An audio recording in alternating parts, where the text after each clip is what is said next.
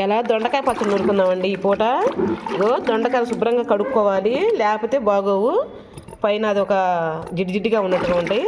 శుభ్రంగా కడుక్కుందాం, తర్వాత ముక్కలు కట్ చేసుకుందాం. ముక్కలన్నీ ఇలా కట్ చేసుకుందాం, తొందరగా ఏగుతాయి. అంటే గనుల్లాగా కూడా కట్ చేయవచ్చు పెద్ద పెద్ద ముక్కలు కూడా, కానీ తొందరగా ఏగదు. ఇలా అయితే బాగా ఏగుతుంది ముక్క. మొత్తం ఇలానే కట్ చేసుకుందాం. దొండకాయ టమాటా పచ్చడి అండి, సూపర్గా ఉంటుంది. ఇగో 10 కాయలు పచ్చిమిరపకాయలు కూడా వేసుకుంటున్నాను. నెక్స్ట్ ఇగో దొండకాయలు వేద్దాము. ఇందాక దొండకాయ పచ్చడి చేద్దాం అనుకొని ఇగో అందుకని దొండకాయలు వేస్తున్నాను. మనం దాని మీద స్టవ్ మీద పెట్టుకుందాం. 2 స్పూన్లు ఆయిల్ వేసుకుందాం.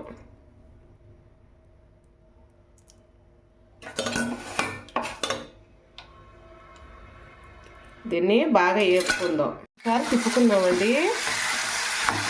అలా అడుగంటు తీయి, తిప్పిపోతే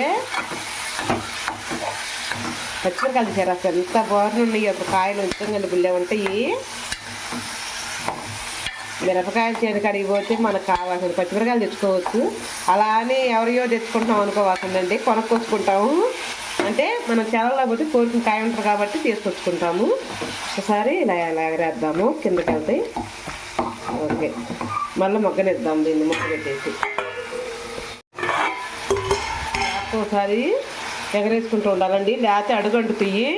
పచ్చడి మారితే దాని టేస్ట్ అయిపోతుంది. ఇదండి ఎప్పటికప్పుడు మనం తిప్పుకుంటూ చూసుకుంటూ ఉండాలి, లేకపోతే అడుగంటుతాయి. కొద్దిగా మొగ్గనిద్దాము, మనం మొక్క పెట్టేద్దాం. మొగ్గుతాయి.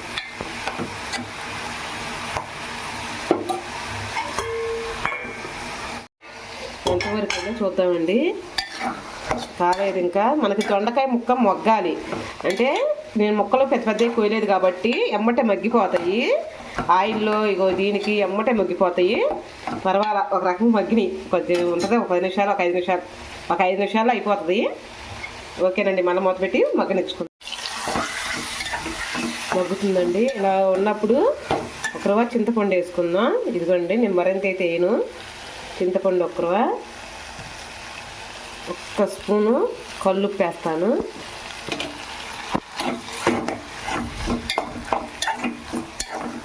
ఇది బాగా మగ్గనిద్దాము. చింతపండు కూడా దాంట్లో మగ్గిపోతుంది. ఇంకొకరు వేగాలండి.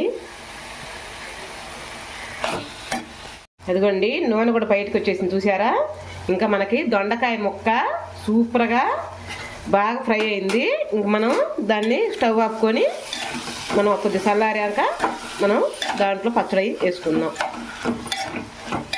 బాగా రోట్లో దంచుతానండి ఇవాళ, చూపిస్తాను. రోట్లో వేస్తాను ఇవాళ. పచ్చడి వేసుకొని బాగా దంచుకుందాము.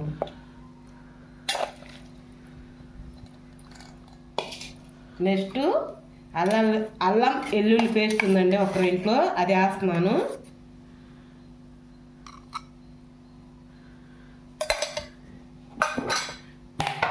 దాంట్లోనే జీలకర్ర పొడి, జీలకర్ర, ధనియాలు పౌడర్,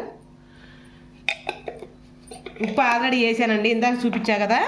ఇప్పుడు మనం దాన్ని బాగా రోట్లోనే మెత్తగా అయ్యేటట్టు చేసుకుందాం.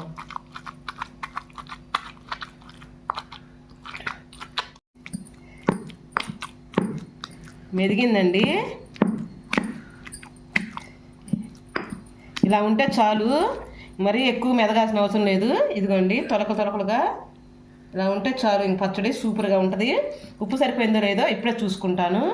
చిన్న చూస్తావా? ఏనా చూసానా?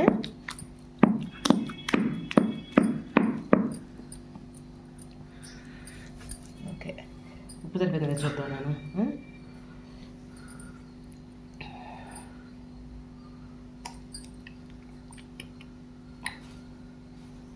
సూపర్ అమ్మా, ఏదో బాగుంది. మంటలేదు, సింపుల్గా ఉంది. చేతి వెండి చూపి చింతల్లి, చూపిరా. ఇప్పుడు ఇలా చూసుకుంటారు. తెలియదు ఇదే విషయం, ఎలా చూసుకుంటారంట చిన్నపిల్లలు మరి. సరే అయితే. ఓకేనండి, ఈ వీడియో కనుక మీకు నచ్చుంటే ఒక లైక్ చేసి ఒక కామెంట్ చేయరా. ఇంక పచ్చడి శుభ్రంగా పక్కకు తీసేసుకుందాం.